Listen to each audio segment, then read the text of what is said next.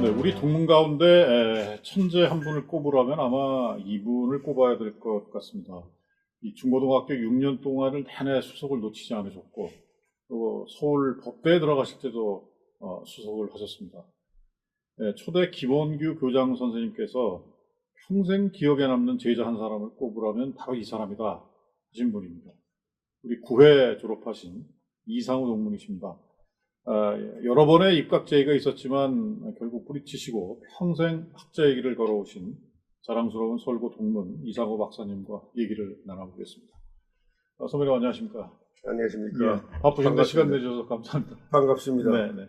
저 서울 동문 만나면 다 반갑습니다. 네. 예. 여기가 이제 저기 선배님 사무실인데 요즘 뭐 근황 어떠신지 좀 설명을 해주시죠. 제가 늘 건강을 잘 유지했었는데 네. 한 4, 5년 전부터 몸이 아파가지고 예. 제가 치료받느라고 2번, 3번 입원을 했고 항암 치료를 제가 30몇 번 받았어요. 예. 그리고 작년부터 회복중입니다. 네. 요새는 지금 회복해서 거의 매일 나옵니다. 네. 근데 혈색을 배해서는 뭐 이렇게 편찮으셨다는 뭐 느낌은 안 받는데 그래도 다행입니다. 어쨌든. 근데 겉은 멀쩡한데 네. 속이 좀 예. 그랬었죠. 예.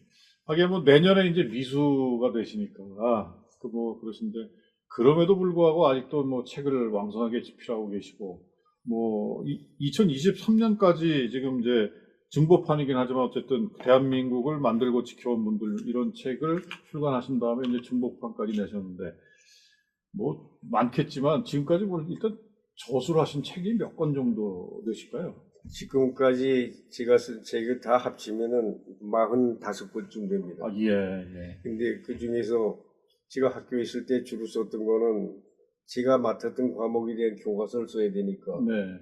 그 교과서를 제가 총장할 때까지 해가지고 거기다 다 썼어요. 국제정치 공부하는 거는. 네. 왜냐면 우리나라에 정치학자가 많습니다. 내가 국제정치학회 회장도 했습니다만은 국제정치학회 회원이 지금 1,100몇 명입니다. 네. 그런데 교과서 쓴 사람 거의 없어요. 예. 왜냐면 공은 많이 들이는데 예. 별로 빛이 없거든요. 그냥 안 한다고요.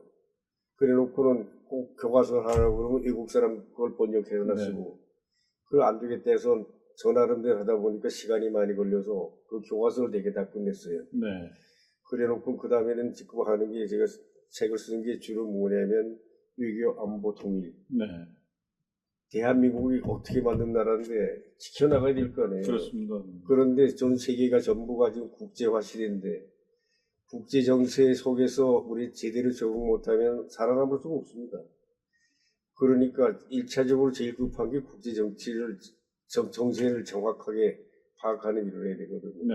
그래 거기에 관계되는 책, 우리 안보 전략이라든지 아니면은 우리가 냉전 분석한다든지 네. 우리 어떻게 앞으로 21세기 지켜나갈 거든지 그런 데에 대한 책만 좀 썼습니다. 네. 제가 역사학자가 아니기 때문에 살며 지켜본 대한민국 역사 나는 이렇게 봤다 이게 네. 참고로 해라. 네. 그래서 그거 썼어요. 그래서 지난번에 썼는데 또 10년 지나갔잖아요. 네. 그리고 이번 80년 썼었죠. 그동안에. 그렇죠. 지난달에 나갔죠.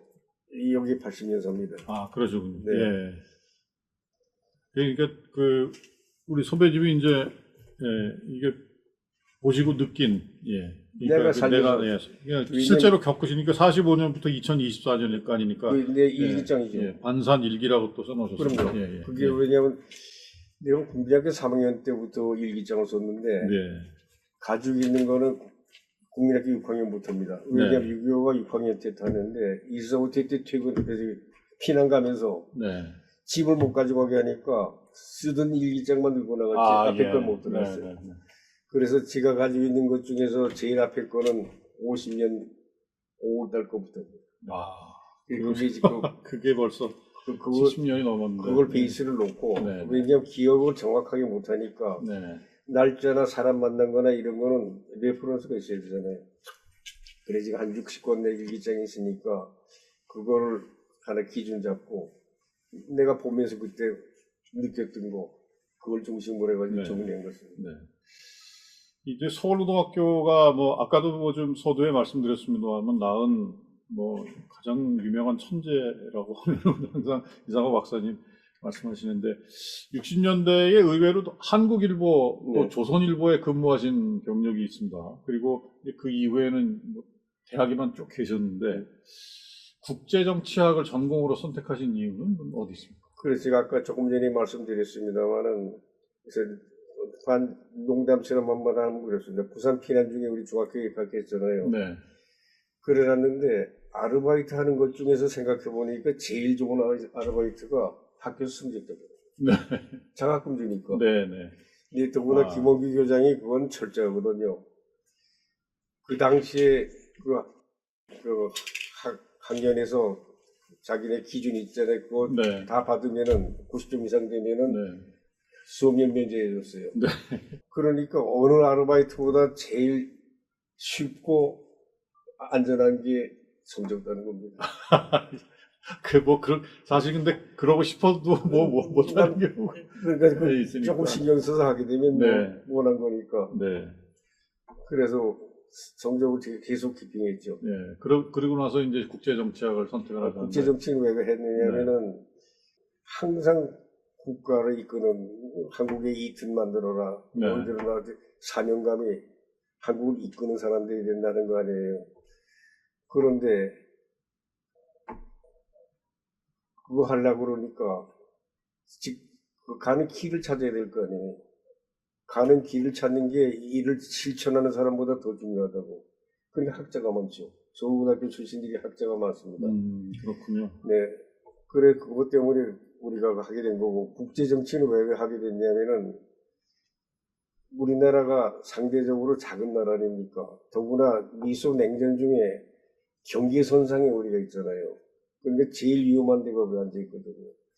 국제정치 하나 가지고 우리가 죽고 사는 겁니다. 맞습니다. 우리가 망한 것도 예를 들면 1910년에 한국이 망한 것도 국제정세에 어두워서 망한 겁니다. 쉽게 말하면. 그리고 6.25 전쟁도 결국 우리 뜻이 아니라 그걸 한 거고. 우리가 지금 해방론 자꾸 얘기 나옵니다만 해방도 우리가 한 겁니까? 국제정세 속에서 자기네가 필요해서 나눠놓은 거예요. 나눠놓은 것도 국제정세고. 그러니까 우리가 앞으로 살려고 그러면은 국제정세에 예민하게 봐야 되는데 특히 냉전 시대는 어떡합니까? 냉전에 우리 경계선이 있거든요. 중국하고 소련이 있고 미국이 있는데 한 발만 잘못하면 우리가 죽는 겁니다. 그래서 국제정치를 꼭 우리는 살기 위해서는 이걸 해야겠다. 그래서 대학에 법대 다닐 때는 그러니까 법학적인 뭘 하려고 그랬냐 국제법을 했고요. 제 대학원에서 국제법 석사했습니다. 그리고 미국 가서도 우리 지도교수 정해진 사람한테 뭘 공부하겠냐 그래서 목적이 뭐냐서 제가 그대로 얘기했어요. 그래서 나는 국제정치를 잘 알아야겠는데 한국에서는 공산권 공부가 어렵다. 그 당시 다 제한돼 있으니까. 그렇죠. 네. 우리한테 제일 큰 위협 요소가 중국인데 중국에 대해서 자료를 가지고 공부하려고 그러면 외국 나와야 되지 않겠냐. 그래 나 여기 와 있는 동안은 중국 정치 공부하겠다. 예. 그래 박사학위 너무 중국을 썼어요. 네. 거기선 중국 자료 다 받을 수 있으니까.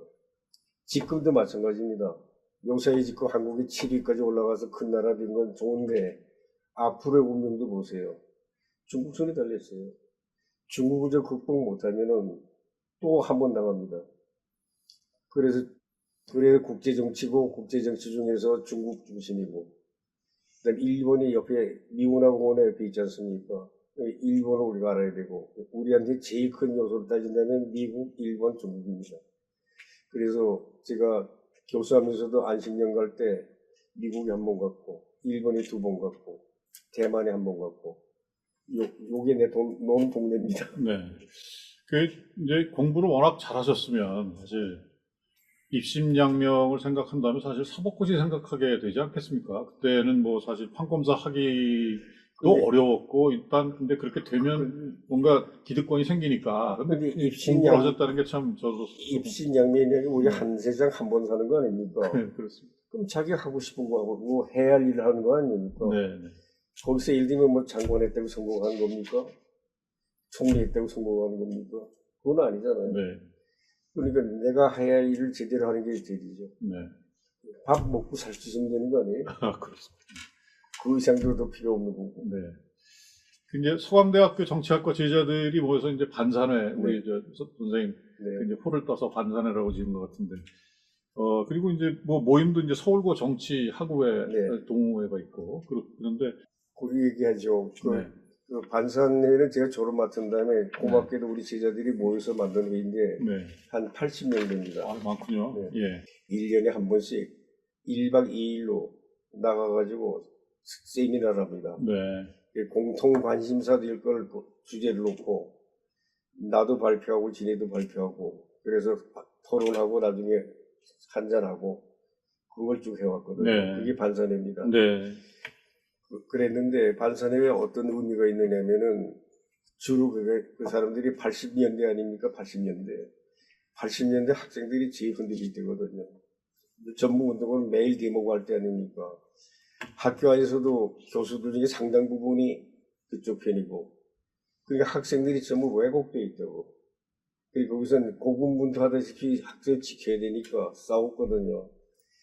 뭐 여담 하나 얘기하면 그렇습니다. 그때 한창 학교에서 데모할 때 대자보 만나 붙이잖아요. 거기다 뭐라고 써 붙여놨냐면 그 운동권에 보수 반동의 괴수 어묵의 교수 타도하자.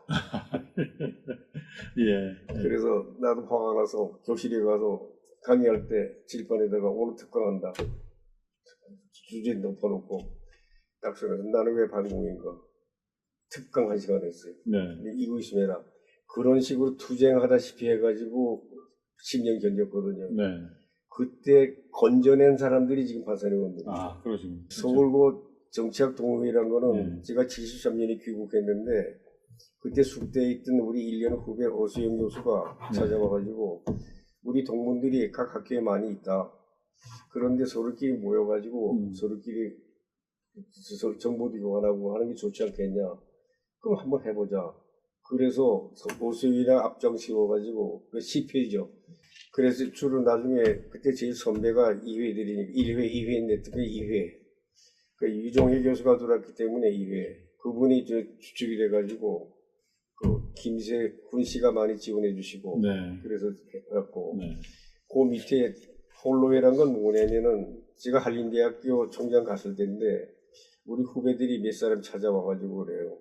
서로 분야가 다른 데 있는데 서로끼리 얘기하면 서로 참고가 안 되겠냐. 그거 좋은 생각이다. 네. 그래 만나자고 그래가지고 너무 많으면 안 되니까 한 10명 이내로 하자. 그래서 발족한 게 2004년에 홀로회라는 거 만들었어요. 이게 이제 각계각층에 다 계시는 분들은 그렇죠. 다양하신 다양한 사람으로. 네. 2004년에 만들었는데 그래서 왜 폴로회냐면 만난 장소가 마르코 폴로회. 아, 예. 그 무역회관에 있는 거. 왜냐면 그거를 거기 정재관이가 관리하고 있었다고. 네. 그래 거기서 만나니까 그 이름 뭐 할 거 없다. 폴로회로 하자. 그런데 분야가 다 다르니까 재미잖아요. 네. 전혀 다른 얘기니까. 네. 네. 제일 막내가 김석인데 김석이라고 삼성 24회가 제일 막내십니다. 네. 그 친구가 네. 저기 김성진 씨가 나 소개해 준 친구예요. 아, 예. 24년 직접 모르는데 삼성증권 사장을 좀 했고 홍콩에 오래 있었어요. 그래 그 친구를 만나가지고 너는 만년 총무다. 그러니까 영광입니다. 그래. 제일 막내니까. 그러시군요. 그래서 만년 총무고 네. 우리 무슨 회장이 있는 것도 아니니까 제가 말하자면 회장 역할을 하고 그러다 보니까 우리 동기가 많죠. 셋이 안에. 아, 그러시네. 그다음 아래는 이재호 들어갔고 네. 그리고 골고루 다 이리저리 연결해가지고 네. 그게 재밌어요. 네. 우리 전혀 모르는 영역을 얘기해 주니까 서로끼리. 네. 그리고 이거는 지금도 유지하고 있고 네. 먼저 딸도 만났고 또 12월에 만날 겁니다. 이제 80년사를 개인적인 어떤 관점에서 보시면서 이제 저술을 하셨는데, 이 80년사 쪽 이렇게 집필하시면서 제일 기억에 남는 인연이라든가 인물이 있다면 어떤 분? 우리나라는 결국 뭐 요새 정리하면 간단하죠. 이승만 박사 없으면은 네. 대한민국 없는 겁니다. 네. 그건 뭐 더 긴 설명 안 하겠어요. 네. 책에다 써놨습니다만. 네. 그리고 그 박정희 대통령 없으면은 이 자리 잡기 어려웠고. 네. 4.19 때 나도 열심히 참가했던 사람이지만은 네. 5.16은 나자마자 얘기가 뭐냐면 올 게 왔다 해 정도. 네. 그때는 거기에 대한 반대가 없었어요. 4.19는 제가 학생으로 참가했고 네. 국회의사당 앞에서 제가 사회는 내가봤어요. 네. 그래서 제일 좀 액티브하게 제가 좀 참가한 셈인데 네. 그 다음번에 5.16은 기자로 취재를 했습니다. 아, 그러셨군요. 네. 그날 그건 아주 드라마틱한 취재가 있는데 네. 네. 뭐 언론사 계셨으니까 아시겠습니다만 그때 처음 들어가가지고 사스마을이 네. 경찰대인데 야근을 하니까 야근하면 보통 밤 12시쯤 끝납니다. 마지막 다 돌아가지고 중부경찰서에서 보고하고 집에 가면 되거든요. 네. 그리고 집에 들어갔더니 12시 반인데 전화가 왔어요. 회사를 그때 나오라고. 네. 장기영 씨. 네. 아, 직접 전화하셨던 거예요? 근데 가봤더니 네. 편집국장석에 사주가 나와 앉아가지고 진두지휘하거든요. 네. 다 나오라고. 한강 남쪽에 파출소가 있어요. 그냥 요새는 없어졌는데 인도교 남쪽에 네. 그 파출소에서 순사들하고 군인들하고 총질한다. 아, 싸움이 붙었다. 예, 예. 이 정도면은 기사 안 됩니까 하는 독자들이 치는 거예요. 아, 예, 예. 이거 보통 얘기 아니잖아요. 그러니까 그게 보고되고 사주한테 보고되니까 뛰어나왔어. 이건 무슨 일이다 이거지. 빨리 취재해봐라. 다 통원한 거거든요. 통행금지 아니에요. 차도 없잖아요. 뛰어갔다고. 그래서 나가봐라 이거 거기. 한강까지 뛰어가셨습니까? 아니 광화문에서? 회사까지. 아, 예, 예. 그 집차에다가 아주 장경식이 직접 나와서 깃발 프레스란 거 보여주려고 하고 사진 기자가 그때 하필이면 우리 고등학교 동기가 사진부 있었어요. 네. 그래서 최정민이라고 그래서 같이 타고 저기 경찰 사건하려고 우리 경찰 출입 기자니까 제일 가까운 경찰서가 물으면 알 거 아니에요. 서대문 경찰서 뛰어갔더니 거꾸로 당직 안 되면 다 뛰어나왔어요. 어떻게 된 거냐? 어떻게 된 거냐고. 예, 예. 왜냐하면 비상전화가 다 끊어졌다 이거. 네. 이건 보통 일이 아니구나. 그래서 글로 나가보자. 차 몰고 나가는데 서울역 앞에서 어디 걸렸냐면 남대문 경찰서하고 들어오는 현명군하고 총격전을 가운데 들어가요. 그러니 거기서 총알이 실탄이 움직이니까 살아야 될 거 아니에요.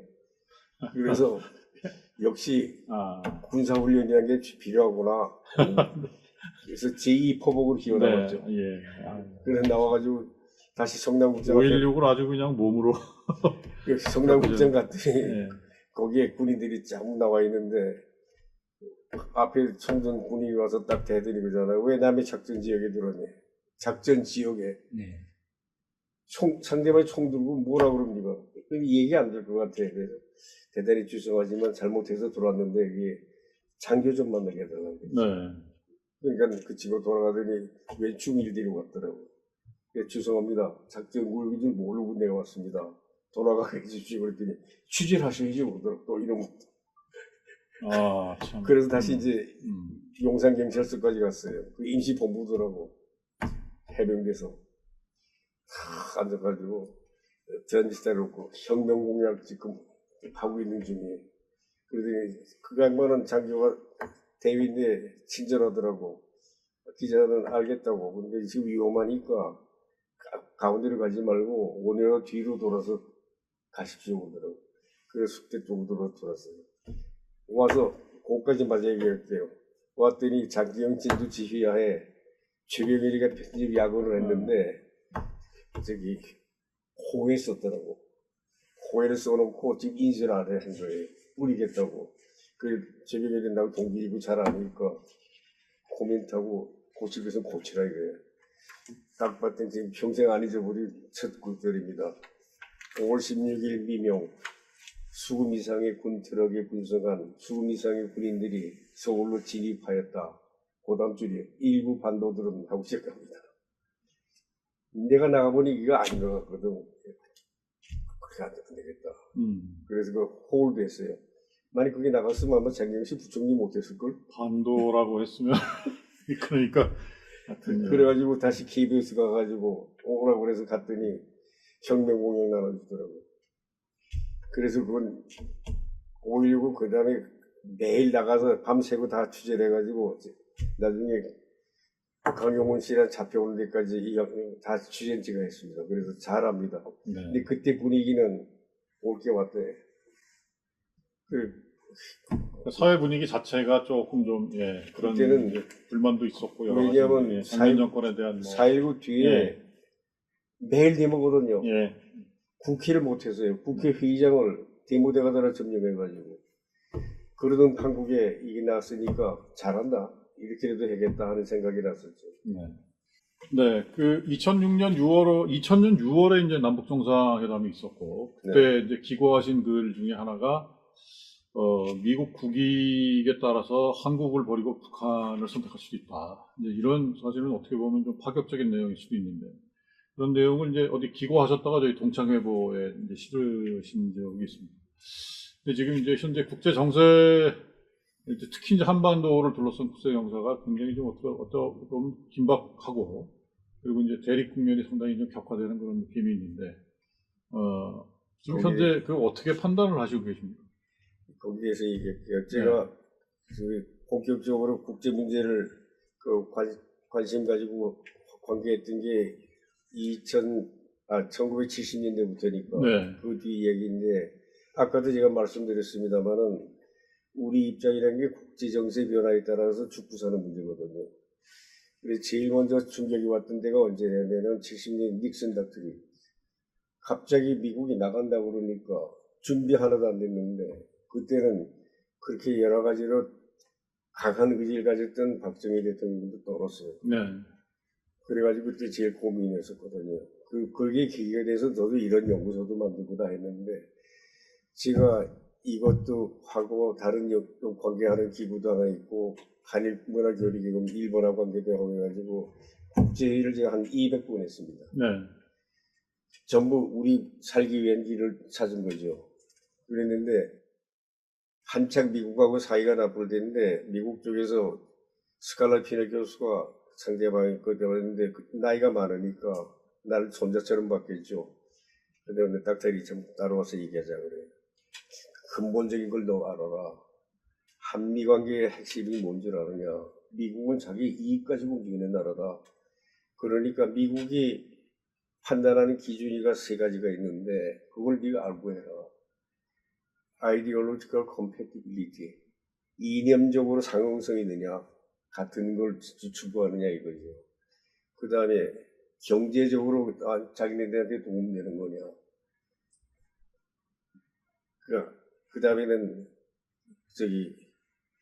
또 하나가 있었는데 그 세 가지 되면서 니네들이 미국의 대한반도 정책을 하려고 그러면 항상 이 세 가지를 먼저 검토해봐라. 그게 안 맞으면 미국이 누가 대통령 되든 간에 겉은 뭐라 할지 모르지만 속심은 글로 간다. 거기 맞춰놔야 돼.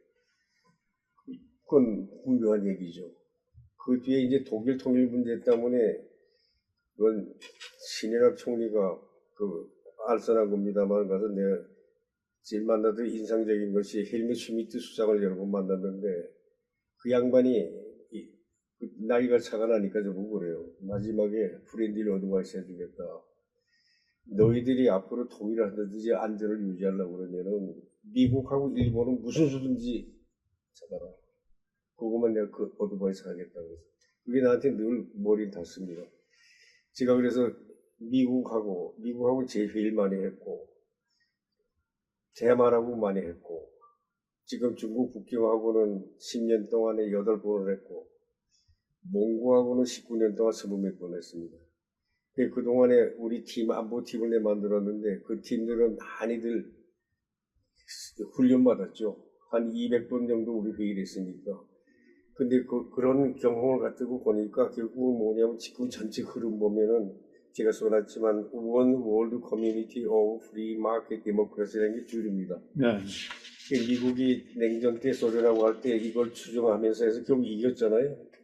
그래서 이제 그거 좀 뒤에 간다 할 때거든요. 이제 일국체제로 소련이 망했으니까. 그랬는데 그 사이에 중국이 다시 올라오기 시작했거든요. 그럼 두 번째 지금 냉전이 시작되는 겁니다. 그런데 앞에도 그 경계선이 한국에 놓였었고 이번에도 또 경계선이란 말이에요. 그러니까 이걸 극복하기 전에는 한국이 살아날 수가 없습니다.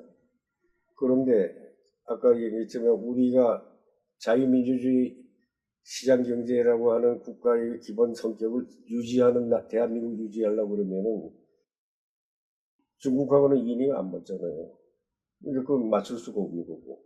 그러니까 실익을 가지고 하는 거고 할 수게 안 되고 중국은 우리를 볼 때 우리만 보는 게 아닙니다. 우리하고 연결된 미국하고 어떤 관계냐, 우리하고 일본하고 어떤 관계냐를 보고 우리를 대한단 말이에요. 그러니까 우리는 미군하고 문화 간에 우리가 살기 위해서는 미국하고 일본하고는 사이 있어야 된다. 아까 헬무 슈미트 얘기했습니다만은 지내라고 그러면서 나한테 조크처럼 얘기를 해요. 니네 통일하게 되면 어떻게 되는지 아느냐? 우리 독일 통일해놓고 참 혼났다. 그 당시에 동독이 서독보다 약 80% 정도밖에 안 되는 경제.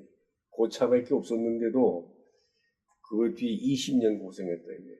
그런데 너희들은 이북하고는 몇십 배 차가 나는데 그 부담을 다 너희가 해야 된다. 그 너희가 다 해야 되는데 그거 감당하려고 하면 네가 돈이 있느냐? 돈이 없으면 돈이 있는다 해서 꼬더라도 그런 데 있어야 될 거 아니냐. 돈 있는 나라 니네 손 벌릴 수 있는 건 두 나라밖에 없다. 미국, 일본이다. 그걸 염두에 두고 대외 정책 해봐라. 그게 그 사람들이 얘기했어요. 그래서 지금은 어떻게 했냐면은 미국이 이걸 하나의 공동체를 만들겠다, 민주 공동체 세계 만들겠다고 했지만 현재 그게 완성된 게 아니고 새로운 도전 중국을 받으니까 제2의 냉전 시대로 들어갔다고요. 그 제2의 냉전 시대에 들어갔으니까 우리는 살기 위해서는 이걸 극복해 나가야 된다는 거예요. 서울고 하시면 뭐 공부 열심히 하셔서 늘 수석하시고 뭐 그런 기억이 있으실 텐데 특별히 뭐 서울고와 관련해서 그리고 2000년도에 또 우리 저 자랑스러운 서울인상도 수상을 하셨거든요. 어쨌든 그 우리 그 박사님 인생 중에 그 서울고 중고 시절은 어떻게 보면 굉장히 좀 어떤 소중하달까 굉장히 기억에 많이 남는 학창 시절이었어요. 뭐 소중한 정도가 아니라 다 네. 하죠 뭐. 네. 왜냐하면 제자들한테 자주 얘기합니다만은 작년에 우리 제자들이 자기네 볼 책 써달래서 내가 하나 썼어요. 만남과 배움이란 거. 네. 옛날에는 예를 들어 공자 시대만 하더라도 인생을 한 60년 봤거든요. 그래서 15일 입하고 뭐 30일 하고 했지 않습니까? 지금은 90년을 본다고. 그렇죠. 그래서 세 토막 내라. 30년. 첫 번에 30년 뭐냐? 너를 만드는 시간이라고.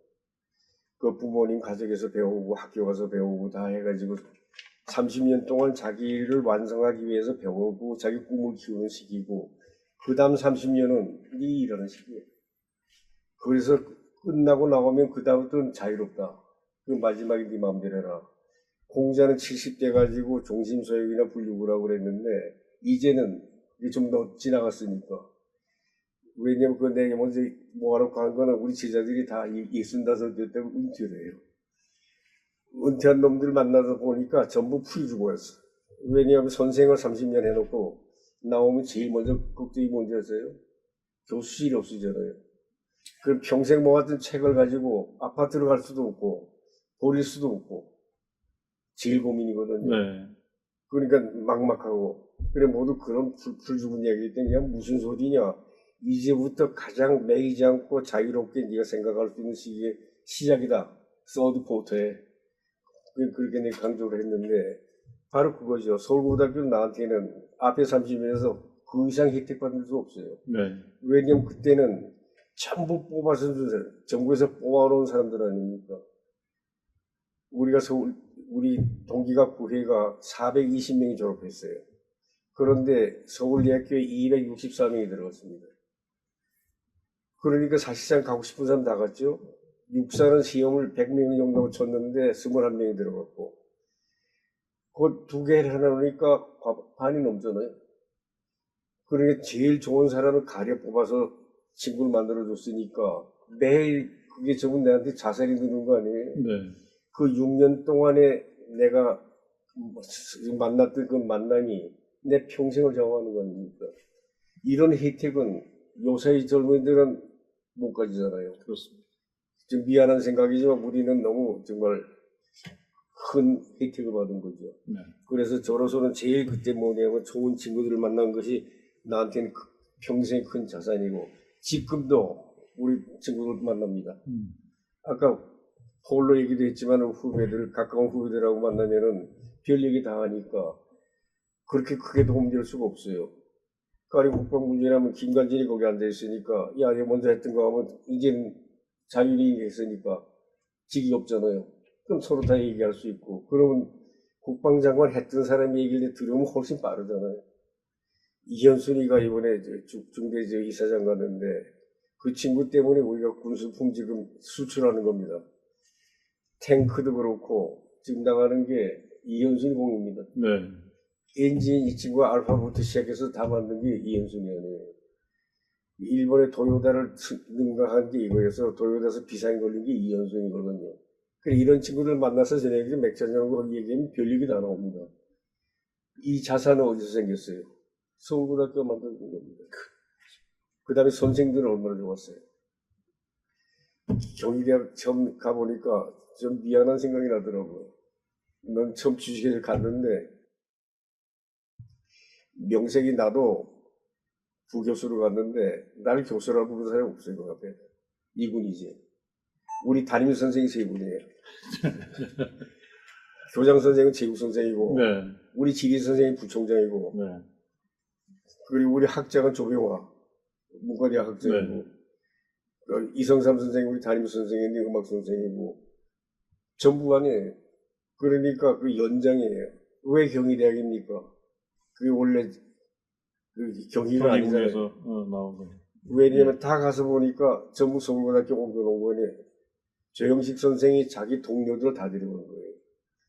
그러니까 아예 이름을 경희니까 그래 경희대가 바꿔놨거든요. 그것 때문에 우리 얼마나 손해보는지 아세요? 처음 동창회는 경희동창이라고 그래고 우리를 나오던 잡지에서 경희예요. 그래놨는데 경희대학이 생긴 바람에 혼동이 돼서 할 수 없이 지금 다 서울고등학교 고 있잖아요. 그래 그때는 선생님들도 대단한 분이고 같이 갔던 친구들도 그렇고 제가 한림대학 가가지고 학생들한테 모아놓고 얘기를 했어요. 한림 오덕이라는 걸 만들어놨어요. 너희들 4년 동안에 해야 할 게 무언가 하는 거를 그 중에서 제일 강조했던 게 그거예요. 너야 동년배 같은 시대 우리나라에서 살고 있는 사람들의 모임이다. 너희 대학에 이 4년 동안에 서로끼리 내 얘기하고 의회하면 네 생각이 정리된다. 그리고 평생 같이 갈 수 있는 동지들 구한다. 그러니까 4년 동안 공부도 해야 되겠지만은 여기서 평생 갈 친구들을 확보하는 것이 네 대학 4년 다니는 게 제일 1과제라고 제가 지시를 해놨어요. 그러니까 나한테는 바로 그거예요. 좋은 친구 만난 거. 최고의 교육 환경 속에서 보낸 시간. 이게 서울고등학교입니다, 저한테는. 서울고등학교가 벌써 이제 2026년이면 이제 개교 80주년입니다. 80주년이요. 그동안에 뭐 저희 총농창회 관여도 많이 하시고 도움도 많이 주시고 특별히 이 동창 회보 만드실 때도 상당히 큰 관여를 하셨는데 그거 관련해서 저희가 이제 2년 되면 벌써 80주년이기 때문에 예. 동창회에 뭐 조언을 주시거나 또 앞으로 이렇게 좀 운영을 했으면 좋겠다고 하는 말씀 주실 게 있다면 한 말씀 주시죠. 동창회라는 거는 그 발전하려고 그러면 그 모임인데 쉽게 만날 수 있는 장소를 확대해 주는 게 제일 크거든요. 아, 맞나. 그러니까 네. 동창회관을 지금 학교에 있는 모양인데 그걸 좀 더 키우고 활성화해가지고 친구들 만날 때 거기서 만나게, 딴 데서 만나지 말고. 아까 내 폴로라고 그러면 딴 데 가서 만날 거 없이 여기 와서 만나면 될 거 아니에요. 네. 거기 안에 식당도 만들어 놓고 네. 이런 식으로 동창 활발하게 하려고 그러면은 동창회관을 좀 자리 잡게 해놓고 그걸 좀 키워서 기능을 하게 되면은 만남의 장소가 되니까 그게 제일 중요하지 않겠는가. 그게 만남의 장소 확대 개편하는 거, 모임을 아무 때나 쉽게 쓸 수 있는 거. 네. 그리고 거기다 기념관이나 도서관도 붙여놓으면은 네. 네. 졸업생들이 쓴 책들 다 모아놓으면은 필요할 때 가서 보면 좋잖아요. 맞습니다. 네. 예. 그게 제일 중요할 것 같습니다. 제 생각에는. 네. 아까 동창회 회보 관계는 제가 아까 말씀드렸고 네. 네. 그 만들 때 첫 번에는 그 회보 자체가 중심이 아니라 솔직한 얘기가 배보다 배꼽이 예.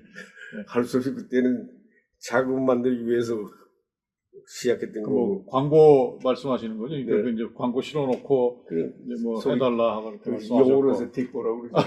예, 예. 그 하여튼 마치 5일에 일어나와가지고 이 친구 네. 부지런해요. 네, 그래서 야 너 할 일 없는데 가시 네. 수고. 네, 그래서 다 받아왔어요. 네, 그래가지고 그 양복점이라서 제일 좋은 양복점인데 거기 가가지고 네. 광고 냈으니까 네. 돈 내라. 받아오고 이렇게. 그렇게 해서 총동창 회보가 만들어지고 해서 그- 지금까지 뭐 이렇게 명맥이 유지되고 제일 뭐, 커진 네, 거는 네. 사무국이 언제냐면 제가 미국 간 게 67년인데 그때 갈 때 그 처음으로 사무국을 키웠어요. 그래서 국장을 제가 추천했지만은 삼성 나중에 부회장 했던 주영만 네, 우리 구회입니다. 네, 이 양반을 맡겨놨어요. 이 양반 그거는 이제 삼성을 만들던 사람이니까 동창회 정도는 장난감이죠. 네, 그래서 그 당시는 굉장히 활발해가지고 어느 고등학교도 감당 못할 정도로 우리 잘 키워놨어요. 네, 네. 이제 정착자를 꿈꾸는 학생들도 많이 있고, 네. 그렇습니다. 근데 이 모교 후배들이 이제 뭐 정착자 하려고 하는 분들한테 조언을 주신다면, 그리고 또 지금 우리 일학 공부하고 있는 우리 후배들에게 뭐 주신 말씀 있으면 한 말씀. 뭐 제가 아까 미리 다 말씀드렸습니다만은 그래요. 김원규 교장이 담당한 게 우리 너희들은 저희 선민 의식을 주었는데 어떻게 보면 좀 남들이 비판할지 몰라도 배우는 학생들한테 중요한 겁니다. 자긍심 가지라는 거, 평생 자부심 가지고 살아라는 거거든요. 그리고 한국의 이튼 학교다. 너희들은 대한민국 이끌어갈 사람이다. 그 이름을 우리 교과에 나온 식으로 나라의 밑분 일꾼대라는 거 아닙니까? 그런데 거기 그런 기여를 하려고 그러면 두 가지 중에 하나인데 하나는 그 개혁에 직접 나서서 자기가 실천한 사람이 있고 한 사람은 길을 찾는 일을 해주는 사람이 있어야 됩니다. 서울고등학교 출신은 여러 가지 차원에서 길을 찾는 쪽에 더 잘할 것 같아요. 그러니까 길을 찾는 곳 가려면 학교 같은 데 있는 게 낫죠. 그 길을 찾아주면은 그거 가지고 남이 가면 될 거 아닙니까? 그래서 서울고등학교의 기능은 그 길 찾는 그런 인재들을 키우는 학교. 그거라고 저는 생각합니다. 네. 네. 아무튼 뭐 저희 자랑스러운 동문이 여러분 계십니다만은 그래도 우리 서울고등학교에 가장 빛낸 분 중에 한 분으로 꼽는 분이 아마 우리 이상우 박사님이 아닐까 뭐 그렇게 생각합니다. 그건 너무 과찬이시고요. 예, 어쨌든 대한민국 사랑하시고 대한민국 국민이어서 행복하고 무엇보다도 서울고를 졸업하신 것을 가장 자랑스럽게 생각하시는 우리 이상호 박사님, 오늘 뭐 아주 주옥 같은 말씀 잘 들었습니다. 뭐 바쁘실 텐데 시간 내주셔서 감사드리고요. 네, 오늘 뭐 정말 건강하시기를 바라겠습니다. 고맙습니다. 오늘 불러줘서 너무 영광입니다. 네. 고맙습니다. 네.